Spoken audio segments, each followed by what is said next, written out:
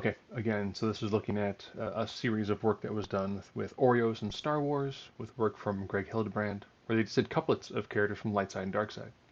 They understand Darth Sidious, but from the color of the outfit and the look of the face, this looks a lot more like the Emperor. So I'm using much more of a like Return of the Jedi sort of viewpoint here. So Return of the Jedi, function versus A New Hope. As always, if you disagree, that's what the comment section is for. Intelligence.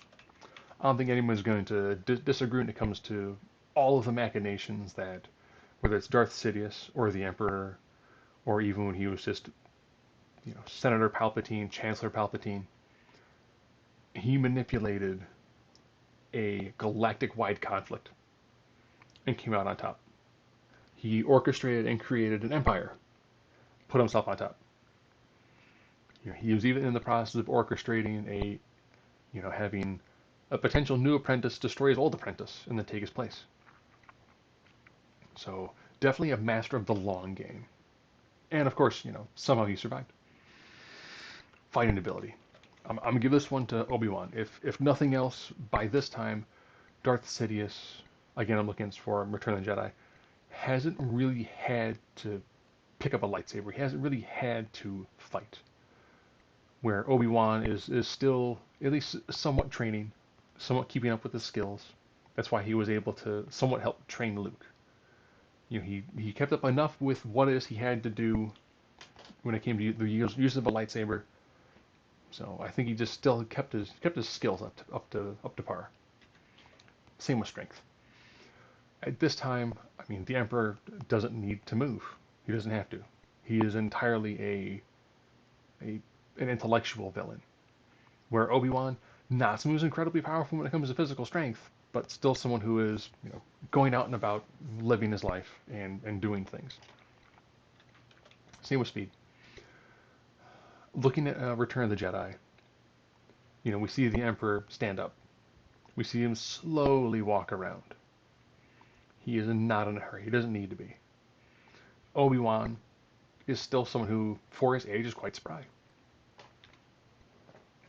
And vulnerability, I kind of thought about this one. It's like, well, we have still seen Obi-Wan use the lightsaber. He's still using enough of the defensive skills.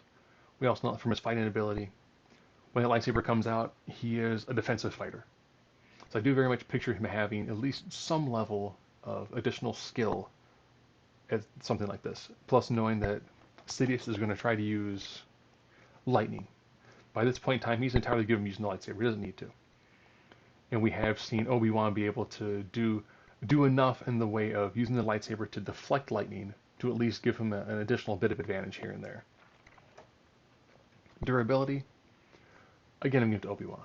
In this one, knowing what the dark side does physically to the human body, there's not a lot of true life left in Darth Sidious. Again, we're looking at he's an older character.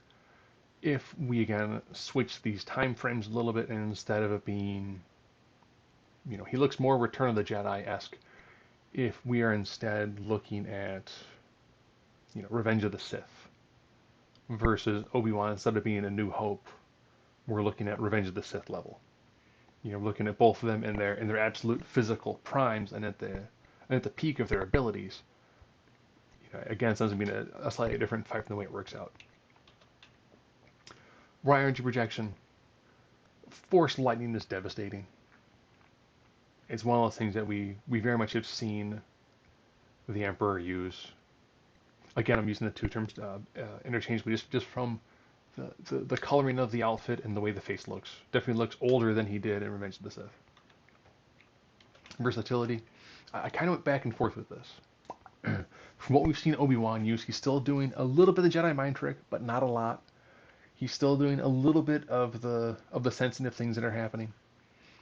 Where Darth Sidious, you can tell during the battle between Luke and Vader, he's mentally manipulating both of them. And he has a much higher degree of that. So it's not just the Force lightning, it's also mental manipulation, it's the goading. I'd probably say that Darth Sidious has kept up those level of skills, where Obi-Wan really hasn't had the need to. And X Factor, I'm going to give this to Darth Sidious. The one thing that we saw Obi-Wan do, especially in A New Hope, he battled Vader, but he also knew that his portion of the story wasn't to be the hero. He was to be the symbol that would drive the hero to completion. And I think if he's battling someone like Sidious or the Emperor, depending on where things line out, Obi-Wan would entirely be fine with losing a fight like this, if he knew that in him sacrificing his life, someone else would carry the torch, someone else would continue the fight. And we've seen in the past, too, that, somehow he survives. So Darth Sidious does. I do picture in a fight like this, given the age of the two characters, I think that Obi-Wan provides enough of an interesting, unique challenge that I think he could defeat the Emperor. But again, we are looking at two quite old individuals, one whose body's been atrophied by the dark side, another one who's kept their body in pretty good shape, more than likely due to the use of the light side of the Force. And we saw how easy it was for Darth Vader to pretty much just, one-handed pick up and just throw someone down a reactor shaft. Now picture had Darth Vader actually legitimately wanted to battle the Emperor, or had Luke decided, no, I'm going to fight the Emperor. I mean, the Emperor was atrophied enough to the point where one good lightsaber shot is all it would take. And all you have to do is close that distance. So if you had a way of evading the Force lightning, there's a pretty good chance that Obi-Wan would just get one or two shots, and that's it.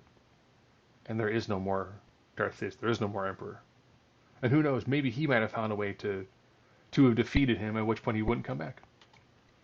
But again, these are all things that were based off of Oreo cookies and Star Wars. So, if you like these things, comment. If not, I thank you for listening this far. Again, it's the work done by Greg Hildebrandt.